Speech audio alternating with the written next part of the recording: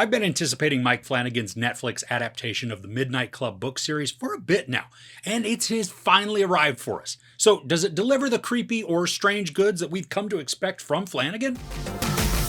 At a hospice with a mysterious history, the 8 members of the Midnight Club meet each night at midnight to tell sinister stories, and to look for signs of the supernatural from the beyond.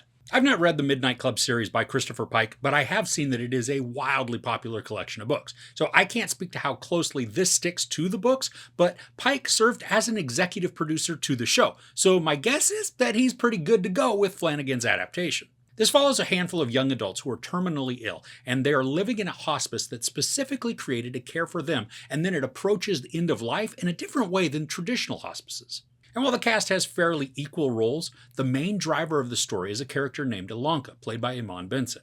Now, we follow her story from when she discovers her illness to her arrival at Brightcliff, the hospice that she chooses to finish out her days in. Ilonka meets several of her peers, and while she doesn't hit it off immediately with all of them, through the series we watch as connections and bonds are formed that help to create powerful dynamics between the characters. As a feature of the story, every night the residents gather in the house's library to tell scary stories, and we then see these play out on the screen as kind of a show within a show. Now, as you might expect, given that this is a Mike Flanagan project, the content is creepy and dark, but it's not so twisted or scary that it can't be enjoyed by younger teens as well as the older crowd. There are some jump scares both inside the main story as well as in the individual tales that the characters tell each other.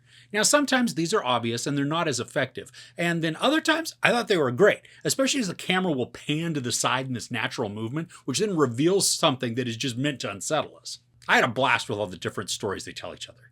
While they all have a horror bent to them, they vary in the horror genre. There are sci-fi horrors, serial killer horrors, possession, or ghost stories. Even some that are fantastical.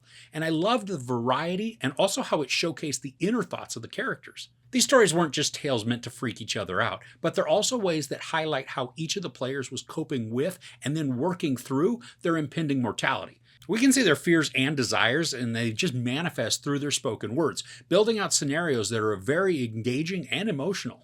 The imagery we see in these can be quite gory, which I thought was fun, and I really appreciate the differing levels of creativity that are employed to present them.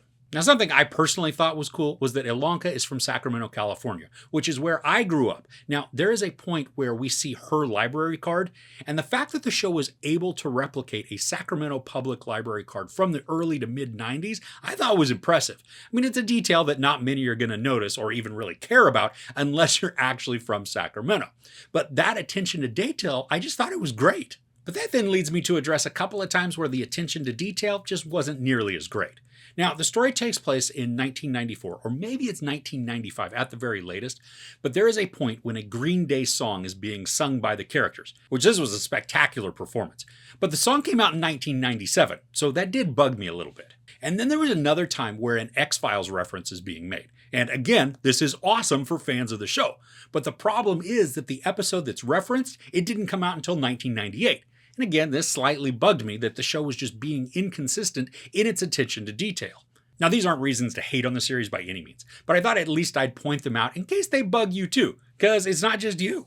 There's an overarching mystery that is slowly playing out that heavily involves Ilonka and the Brightcliff estate. Now, it affects the other characters as well, but she's the driving force within this arc. The mystery that Ilonka is working to figure out, it is a main arc, but it's not always the central focus, so that can be a bit frustrating if that's the portion that you're really connecting with. Now, for me, I loved the mystery and I looked forward to Ilonka working to solve it, but what really drew me into the show were the stories that the residents are telling each other. They're creative, sad, freaky, even sometimes depressing, but they also reflect how they're working out their grief, so it provided this massive level of connection to them. Now, I went into this show thinking it was a limited series, like almost all of Flanagan's works are that aren't movies. No, though, this is season 1 of a series, so just know that not every single answer is going to be uncovered for us when that finale comes. For me, it was a bit shocking at first, but I was so engaged in the show that I really am good with having to wait for another season to watch everything else get resolved. Within that mystery, there are portions that are very predictable and obvious. And one portion that I thought was going against the established character of Ilonka. Now, she's incredibly smart. It's stated multiple times with different examples throughout the show. But in one instance, she has completely missed the mark when it comes to figuring something out. So when the reveal comes and she catches on, we as the audience have already known this, or at least highly suspected it, for several episodes. Now, I just didn't get that character decision, making her miss the clues even though she should have been very quick on the uptake given how inquisitive she is. For fans of Flanagan's other projects, he brings back several actors like Samantha Sloyan, who is awesome in this, but there's also Zach Gilford, Anara Simone, Igby Rigney, Raul Cooley, Robert Longstreet, Matt Beadle, and I think probably others. And then there are some in this, like Ruth Codd, who will make an appearance in Flanagan's The Fall of the House of Usher, so he's certainly great at sticking with actors that he knows can perform for his presentations. Now, someone that I was excited to see in this simply because of her Nightmare on Elm Street pedigree was Heather Langenkamp. Now, she is the doctor who runs Brightcliff, and I really enjoyed her performance. There's a groundedness that she brings to the character.